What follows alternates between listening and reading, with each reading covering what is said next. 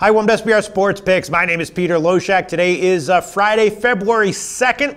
We have UFC Fight Night 125 from Brazil coming up this weekend, and we are going to break down the main card from a betting and odds perspective, as always, with our regular guest expert MMA and boxing odds analyst, Andreas Hale. Andreas Hale, the main event here is, I don't know, a little bit of a not-so-feel-good story, right? Lyoto Machida against Eryk Anders, and Machida, of course, at one point, just a beauty to watch in the octagon, but he's 39 years old. He's clearly in decline. He's gotten knocked the F out his last bunch of fights, and he's in here against Eryk Anders, a prospect, but Anders, the line says it all, minus 265, Machida on the other side plus 225. I guess at first glance this has Anders inside the distance, Machida getting knocked out again, written all over it. Do you think that's a little bit of an overreaction, a simplistic way of looking at this, or do you think as great as Machida once was, taking Machida to get finished is easy money? I wouldn't necessarily say it's easy money, but that's been the trend lately. I mean, you look at Lyoto Machida, who was a kung fu master, a karate master, who was very elusive, hardly ever get hit, and now it seems like he gets hit in the face every fight and goes to sleep. Granted, the guys he's lost to recently are much better fighters than Eryk Anders, and this is a new guy on the scene, but that seems like where this fight is trending. However, there is the experience factor here. I know Lyoto Machida is 39 years old, but Anders is a new guy on the block. So it's kind of a catch-22 here to just say Anders is going to finish him off early. So on one hand, I would want to stay away from this fight, but there is some value if you look at two things here. If you look at Lyoto Machida to win this fight, if he's able to find the old elusive Machida, maybe Anders is not as big as a puncher as his record says he is, and you look at the over. If Machida's going to win, he's probably not going to knock him out early. He's probably going to go the distance. So there's two value bets here. They're not very likely, but there are two things that I'm taking a hard look at and thinking maybe Anders is as good as advertising. Maybe Machida has one good fight left in him.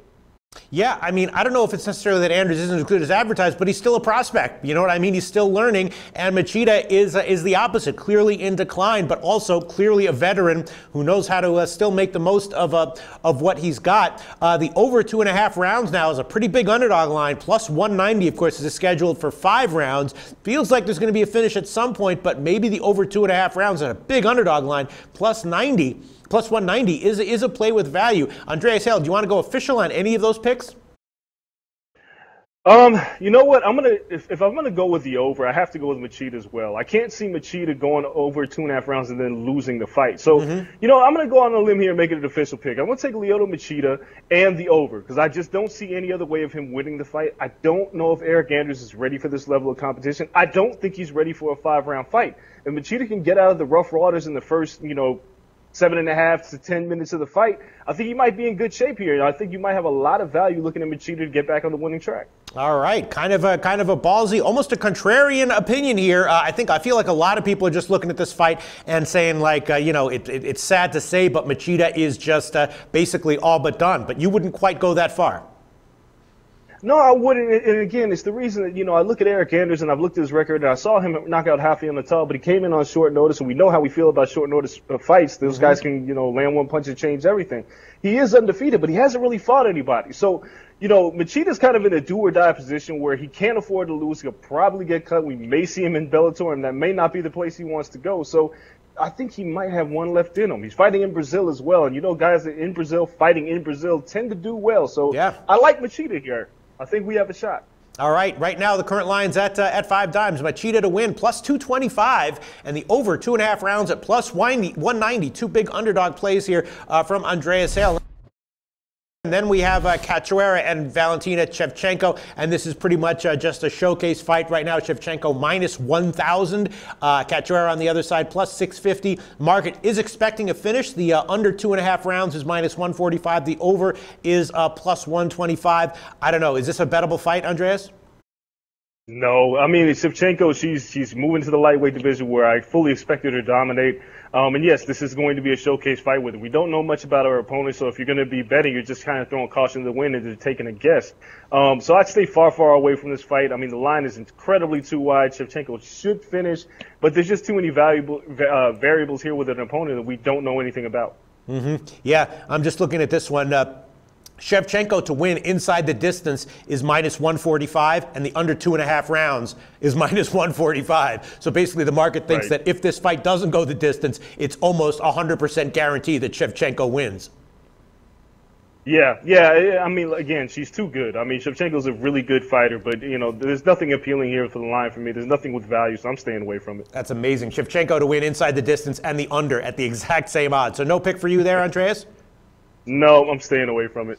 All right, and then the other three fights, I didn't have too much time to look into too in depth. Desmond Green against Prazeres, and then Timothy Johnson against Marcelo Golm. That's an interesting one. Golm is an intriguing prospect for sure. And then Thiago Santos against Anthony Smith. Santos, is a big favorite and should be. An upset by Smith though wouldn't shock me. There's going to be a lot of heat thrown here, and obviously it's a 3-round fight. The market is expecting a finish under 1.5 rounds at minus 130 and the over 1.5 rounds at plus 110. Are there any bets that you're liking from any of those three fights, Andreas?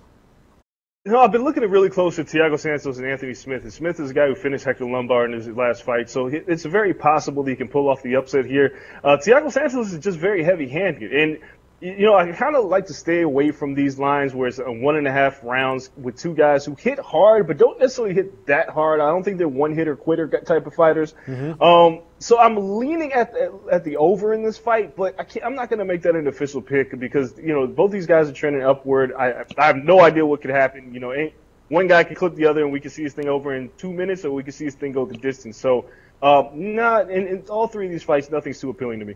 Yeah, the over 1.5 rounds. I'm always thinking about that when they're an underdog line. The market is expecting a finish here. Over 1.5 plus 110, under 1.5 minus 130. Do you want to make an official pick on that fight, or just leans? Just a lean on the over here. At plus 110, it's just not enough for me to make that a pick. If it was like around plus 150, then I'd take it. But plus 110, I'll stay away from it myself. But it's a lean. All right, and then the other two fights. Any possible recommended bets on those? Green and Prazeres or Golm and Johnson? I was looking at Timothy Johnson and Golm, but Golm is a guy who's, he's kind of unpredictable. We're not exactly sure who he is yet. Timothy Johnson is not necessarily the biggest fighter in the division. He's up and down as well. So I don't have enough confidence to make a bet on that one. And Green and Perez I'm staying away from it. Okay, so the only official picks that we have in this one, Andreas Hale liking Machida to win at plus 225 and the over 2.5 rounds at plus 190. And then in Munoz and Dodson, I'm taking that fight to go the distance at minus 210. And Andreas Hale liking Dodson to win by decision at plus 127. Andreas Hale, thanks so much. We'll talk to you again very soon. Hey guys, thanks for tuning in to our channel. Now, we've put a lot of work into producing all these free videos, so please help us out and keep all our content free for you forever by simply liking, sharing, commenting, and subscribing. Now, not to mention, a visit to our industry-leading website will warm the hearts of all our SBR employees, especially myself. Now, the links are over there to the left, so do check those out. Thanks for watching.